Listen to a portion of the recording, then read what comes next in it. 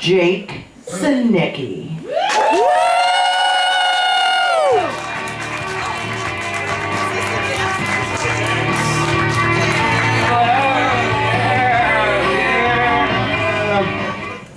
Now that you all have the wrong impression of me, we can get this going.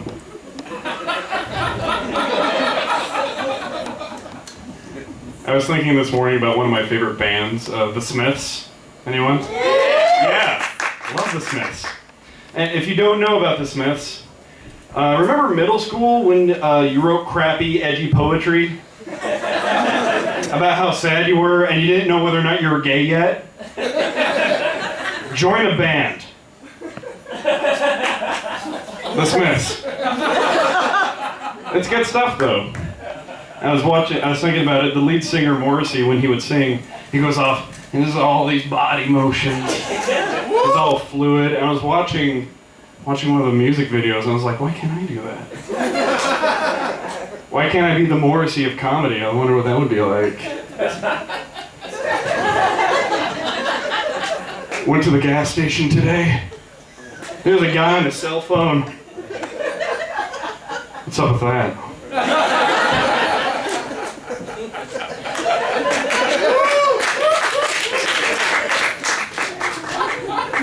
I think this is the 4th performance I've done for the Farm2Table. I think we're going to start making it a tradition that whenever I do this, the second joke is about me trying a new food and then letting you know how my body reacted. So, I'm not a big caffeine guy, he says, with coffee breath.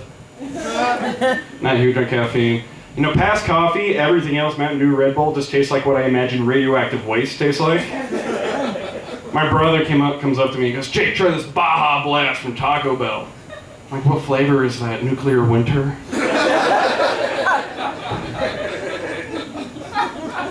But I was really tired this one day after a lecture. I was dying and had a lot of work, and my roommate Isaac goes, Jake, try a 5-hour energy. Because it's college and it's meant for experimentation, so as I take it, my mind begins to race to all the things that can go wrong, all the things that might happen to me, you know, tunnel vision. I'm only going to exist as a heartbeat. Everything in the known universe is going to shift to the left just a little bit.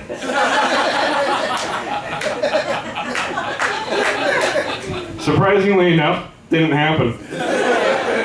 That being said, within a 4-hour time period, I baked 7 cakes, so let you judge that. Another thing that happened was, as I was baking these cakes, I felt like all the air in my lungs was bad. There's bad air, I have to get it out. And the only way I could do it was by yelling. So I was like, Jake, what are you doing? Fine! No, I asked, what are you doing? Baking cakes! It was a fun time. Later I realized I was having an OCD anxiety attack. I had a really bad OCD. And what happens is, it's just like a normal anxiety attack, and I just have to do stuff. I just have to be doing things, so baking cakes. The things I do aren't weird. That's not what's weird. Why I do them is weird. Hey, Jake, you're baking a lot of cakes there. Well, yeah, but if I don't do it, you're all gonna get swine flu. My mom came home and was like, what did you do? I'm like, I baked the cakes you wanted. She goes, I asked for one. And to get the other ones ready. It's like, well, they're done now. I've been single for a while now.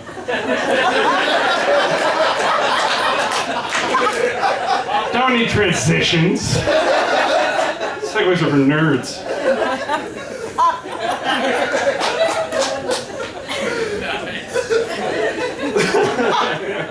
Let you work it out. I've been single for a while now, and I've kind of reached that happy equilibrium of like, if something happens, yay! If something doesn't happen, I just get to stay at home, play video games, and watch anime. It's fine. I told that to 2 of my cousins. I told them that, and they're like, we get to do that all the time they're in relationships, like, we get to do that. We get to play video games and watch anime. I'm like, well, thanks for taking the only 2. I mean, they're girls, but I mean, still.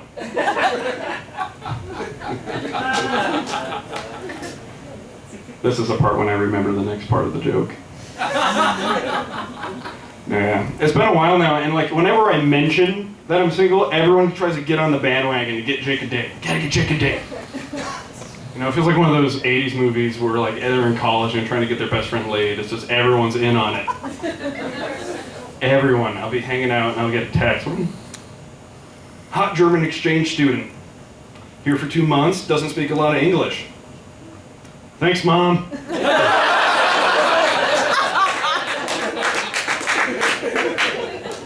And my brother's in one of those high school relationships, and my parents go on those rants.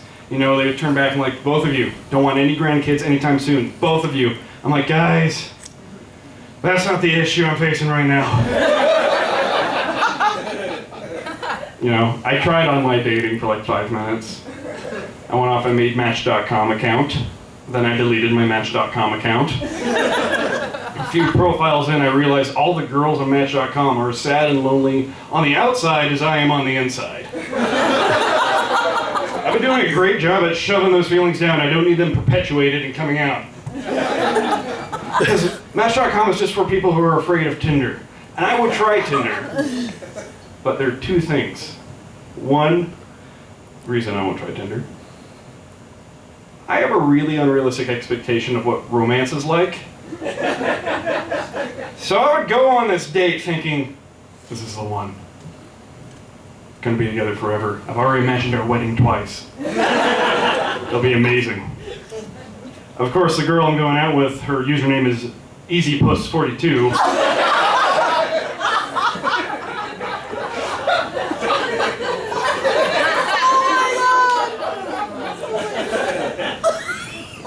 Reason number 2. There's a fluke on my phone that I have to get fixed. And what happens is, whenever I download an app, and whenever I get notifications from that app, the same app downloads onto my mom's phone. Bing! Hey Jake! Yeah, what's up? Who's EasyPuss42? That's my date. That's not the weird part. Weird part is my mom would try and help me. Well, have you seen her profile? I don't think she's really the one for you. Have you looked at Venture Snatch? It's like, I don't think you understand the point behind Easy Puss.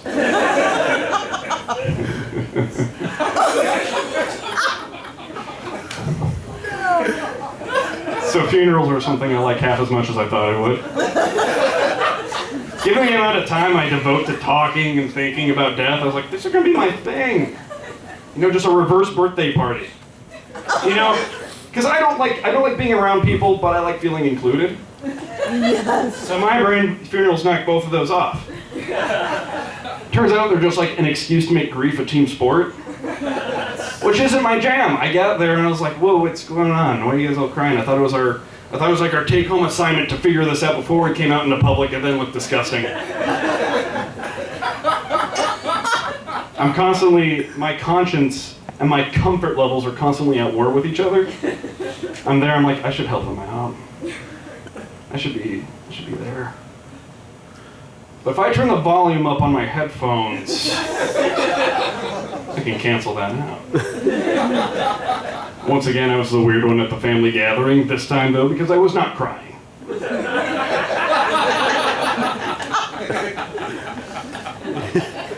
I was thinking, I think funerals should have like a punch card system. You know, coffee houses have that punch card where every 12th coffee, you get a free coffee. Every 12th funeral, you get to skip it. No obligations, you're just out. It's like, if they're gonna adopt that system, they need more coffee shop gigs. You know, like instead of the church name, they have something snappy. You know, like for coffee, there's the human being. So this place can be like the human condition. Yes. The pastor's like a 20-year-old hipster. Welcome to the human condition. The special today is in memory of Martha. On all of the pamphlets, Martha is spelled wrong. Lastly, there would be some kind of like frequent flyers gimmick. You know, if you're there a lot, so you go in to cash in your thing, and the hipster's like, oh hey, make sure to check in next week for our common corpses thing. I thought I was really clever when I wrote that this morning. I'm grumpier than people tend to think, I think, when they meet me. My spirit, they don't understand that, like, my spirit animal is just an 80-year-old Jewish man named Arnold. Who's just constantly like, ugh, get rid of him.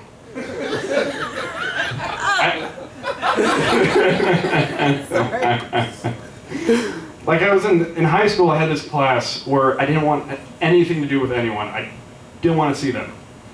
And they were set up so then they had these tables. I could seat 2 per person, 2 people per table. So I got there early to make sure I can get a table and sit by the wall.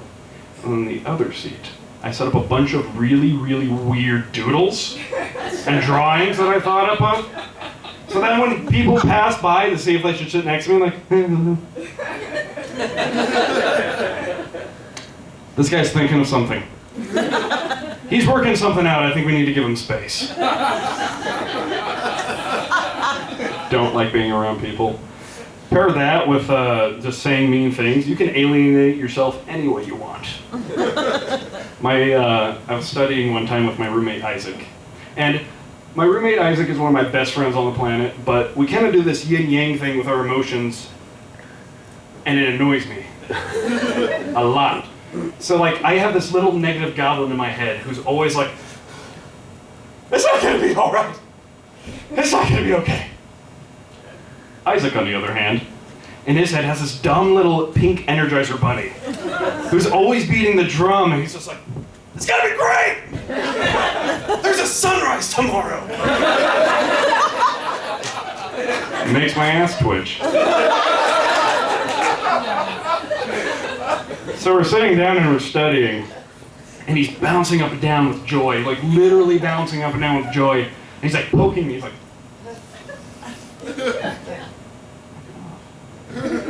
At one point I asked him, like, why are you so happy? What can make you so happy right now? He's like, it's happy to be alive.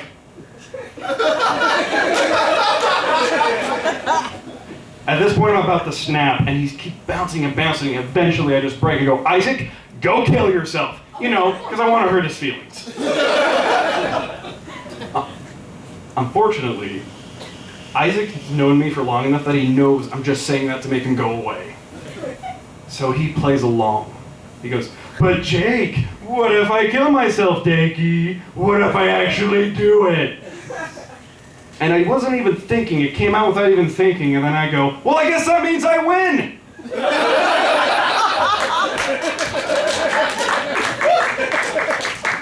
I'm a fan of cartoons. Especially when their jaws drop like silly putty to the ground. I did not know humans could do that. Afterwards, I was feeling kind of bad about it. I was like, he's been in his room for a while. I think he's crying. Should probably say I'm sorry or something. But if I turn the volume up on my headphones... Thank you, everybody.